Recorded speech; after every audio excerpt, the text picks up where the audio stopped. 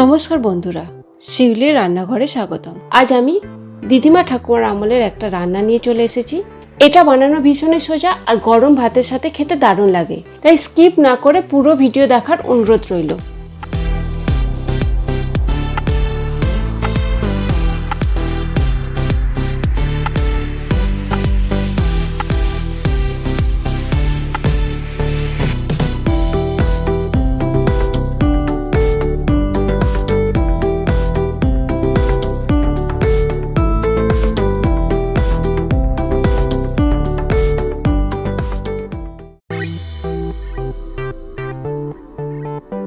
এই রেসিপিটার জন্য লাগবে 1 চামচ পোস্ত, 1 চামচের মতো সাদা সর্ষে, হাফ চামচ কালো সর্ষে, আর দিয়ে দেবো কয়েকটা কাঁচা লঙ্কা। একটু জল দিয়ে 10 মিনিট ভিজিয়ে রাখবো, তারপর লবণ দিয়ে এটাকে মিহি পেস্ট বানিয়ে নেব। এইগুলো হচ্ছে চিনেমান পাতা। এই মান পাতা দিয়ে আমি আজকে চিংড়ি ভাপা করে দেখাবো। দেখুন কত বড় বড় পাতা, ভালো করে ধুয়ে নিয়েছি। এবার এই পাতাগুলোকে একটু সাজিয়ে নেব এইভাবে।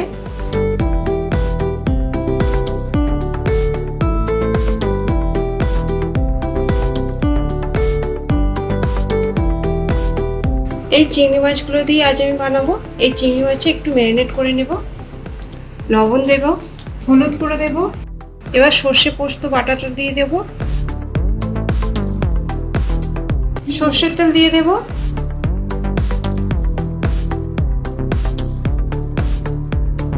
এবার এটাকে ভালো করে মাখিয়ে নিতে হবে।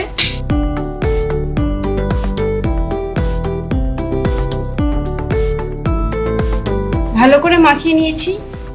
এবার এই পাতার মাঝখানে দিয়ে দেব।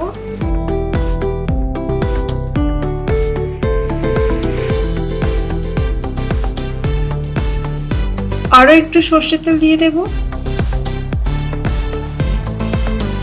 এবার এই পাতাটাকে ভালো করে মুড়ে নিতে হবে।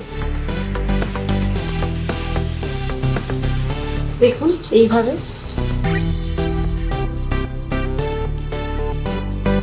ভালো করে মুড়ে নিয়েছি। এবার একটা সুতো দিয়ে বেঁধে দেব ভালো করে।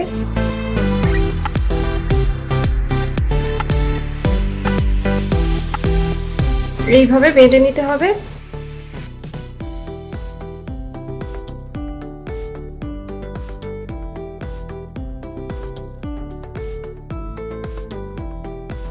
এবার একটা টিফিন বক্সে এটা দিয়ে দেব, আর বাটি ধোয়া জলটা দিয়ে দেব। ঢাকা দিয়ে এবার কড়াতে বসিয়ে দেব। কড়াতে জল দিয়ে দিয়েছি, এবার এটা বসিয়ে দেব। এবার একটা ভারী কিছু চাপিয়ে দেবেন এইভাবে। এবার গ্যাসের আঁচটা লো টু মিডিয়ামে রেখে 15 থেকে 20 মিনিট ভাপিয়ে নিতে হবে।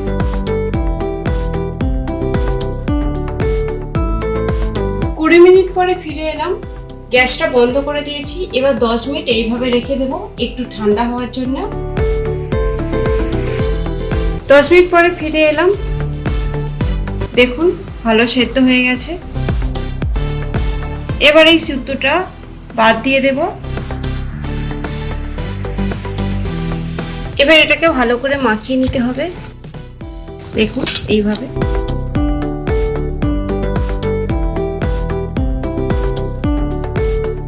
ভালো করে মাখিয়ে নিয়েছি। এবার গরম গরম ভাতের সাথে পরিবেশন করুন, এটা খেতে দারুণ লাগে।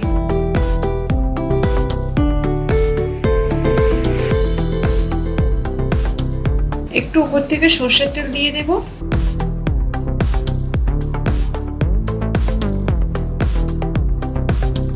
একবার এভাবে চিনেমান পাতা দিয়ে চিংড়ি ভাপা করে দেখবেন, খেতে অসাধারণ লাগে। আর কি যদি আমার ভিডিও ভালো লাগে লাইক শেয়ার কমেন্ট করতে ভুলবেন না।